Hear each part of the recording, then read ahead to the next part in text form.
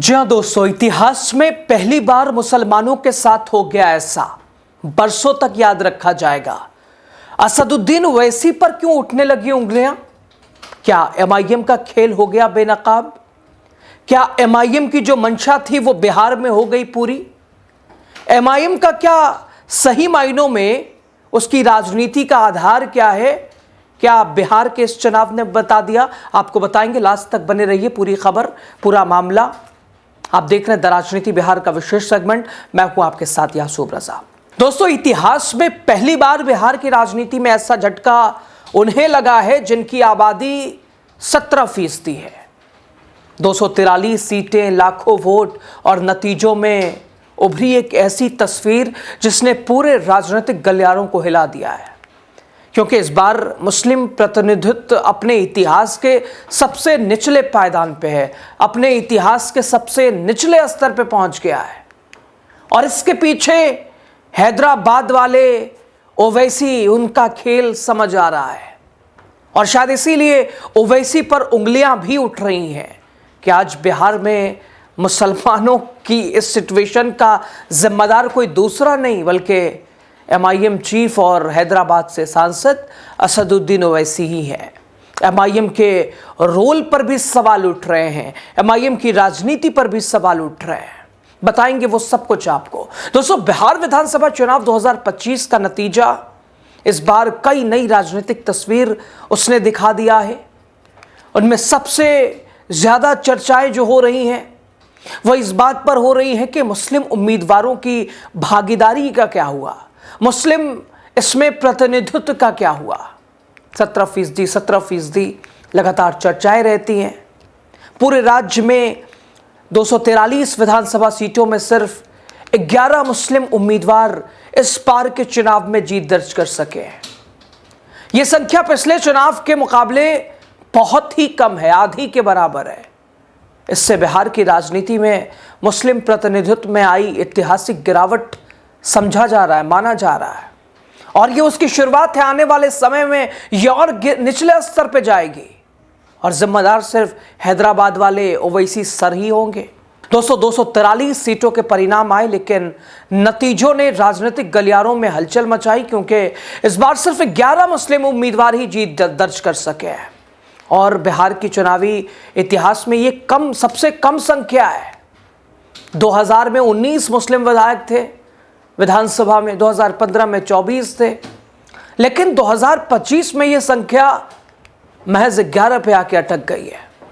यानी 5 साल में मुस्लिम प्रतिनिधित्व आधा हो गया है। बिल्कुल। उधर विशेषज्ञों का मानना है कि इस गिरावट की 3 बड़ी वजह हैं और जिसमें सबसे अहम फैक्टर ओवैसी को माना जा रहा है। लेकिन एक सवाल यहाँ यह भी है कि अगर ओवैसी ही यहाँ पे फैक्टर हैं, मुख्य फैक्टर हैं, तो वो किसी एक विशेष जगह के लिए होंगे, कोई एक क्षेत्र के लिए होंगे। फिलहाल जो नतीजे हैं वो अप्रत्याशित जैसे हैं। एनडीए जिस तरह से बाजी मारता नजर आ रहा है वो भी एंटी इनकम्बेंसी के बावजूद। दोस्तों, एनडीए ने इस बार सिर्फ 4 मुसलमानों को टिकट दिया था और वो भी सिर्फ जेडीयू नीतीश कुमार ने 4 मुस्लिम उम्मीदवार उतारे थे। भारतीय जनता पार्टी की झोली मुस्लिम उम्मीदवारों से बिल्कुल खाली थी। आमतौर पर ऐसा देखने को भी मिलता है। जेडीयू ने 4 उम्मीदवारों को चुनावी मैदान में उतारा था, जिसमें महज एक यानी जमा खान अपनी सीट बचा सके हैं उन उम्मीदवारों में। इसके अलावा दोस्तों, किशनगंज, अररिया, कटिहार जैसे इलाकों में मुस्लिम वोट एमआईएम, राजद, कांग्रेस और निर्दलियों के बीच बंट गया है, जिससे कई मजबूत उम्मीदवार हार गए हैं। कई जगहों पर गैर मुस्लिम उम्मीदवार जातीय समीकरणों और स्थानीय नेटवर्क के दम पर आगे निकल गए। मुस्लिम उम्मीदवारों को एक तरह से पारंपरिक वोट के अलावा अतिरिक्त वोट भी नहीं मिल पाया। इस बार 11 मुस्लिम विधायक हैं, जिनमें एमआईएम के 5 हैं, आरजेडी के 3 हैं, कांग्रेस के 2 हैं, जेडीयू के 1 हैं, जो कि विधानसभा में रहेंगे। टोटल 11 ही हैं।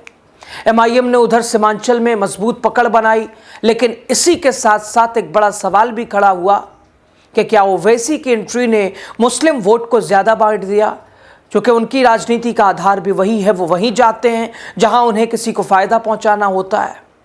और एक झटके के तौर पर इसे माना जा रहा है।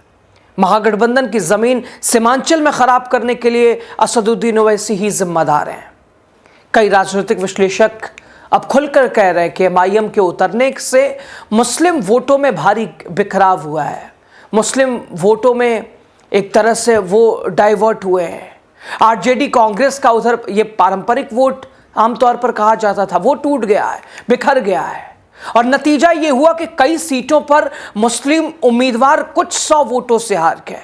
हालांकि एमआईएम का दावा कि हमने मुस्लिमों को विकल्प दिया, नुकसान नहीं पहुंचाया, हमने मुस्लिमों को राजनीति में लाने के लिए एक मंच दिया, हमने मुस्लिमों और अल्पसंख्यकों के विशेष बिहार में 17% आबादी को प्रतिनिधित्व करने की कोशिश की, लेकिन दूसरी तरफ उससे ज़्यादा संख्या में लोग हावी हैं, वोट कटवा का नाम देते नजर आ रहे हैं, इस नतीजे के लिए जिम्मेदार ठहराते नजर आ रहे हैं, ये सलाह दे रहे हैं कि हैदराबाद संभालिए, हैदराबाद संभलता नहीं, यहां चले आते हैं।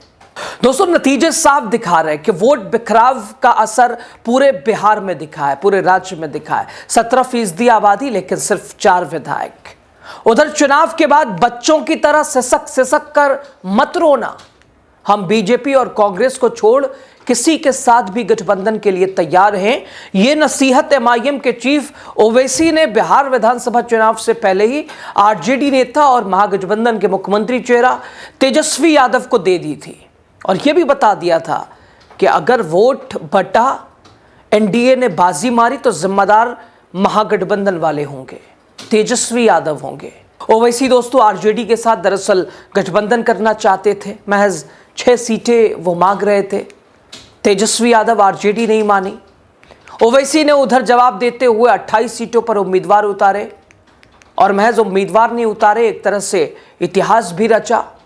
आमौर, कोचाधाम, बहादुरगंज, जोकीहाट 22 सीट, 5 सीटें जीत ली। 2020 में भी एमआईएम ने यही सीटें जीती थी, लेकिन आमौर से जीते अख्तरुल ईमान के अलावा चारों विधायकों ने आरजेडी का दामन थाम लिया था। अब दोस्तों एमआईएम ने न सिर्फ अपनी 5 सीटें जीती है, उनके ऊपर कब्जा जमाया है, बल्कि महागठबंधन को सीधे 8 सीटों पर नुकसान पहुंचा दिया है। बिहार विधानसभा चुनाव में एनडीए को 202 सीटें मिली हैं, जबकि महागठबंधन की अगर बात करें या एनडीए के गठबंधन की पहले बात कर लें तो इसमें बीजेपी को 89 सीटें मिली है, जेडीयू को 85 सीटें मिली है। इसके अलावा विपक्षी महागठबंधन सिर्फ 35 सीटों पर सिमट गया। और साथ ही दोस्तों 2020 में 75 सीटें जीतकर सबसे बड़ी पार्टी बनी आरजेडी इस बार सिर्फ 25 सीटों पर ही सिमट गई।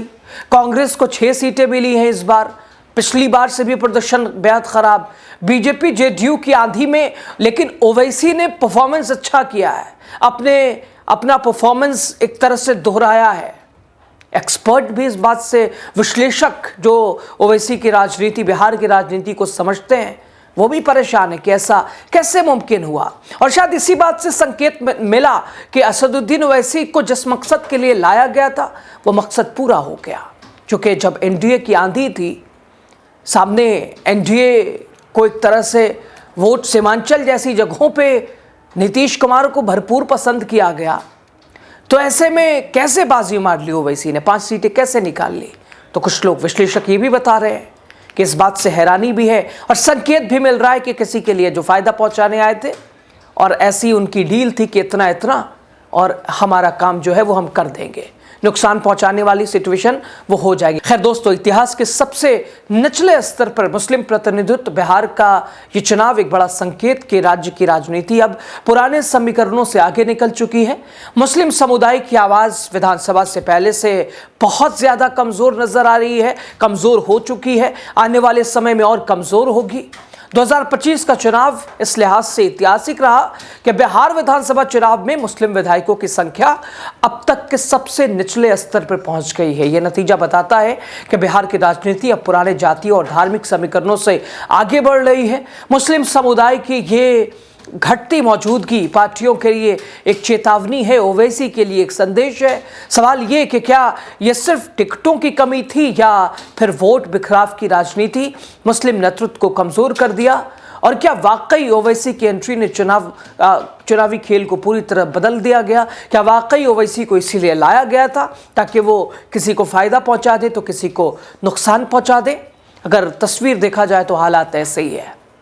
और क्या आप सोच रहे हैं, आप क्या समझ रहे हैं? कमेंट पे अपनी राय ज़रूर लिखें। आपकी राय ज़्यादा ज़रूरी है। शुक्रिया आप सभी का।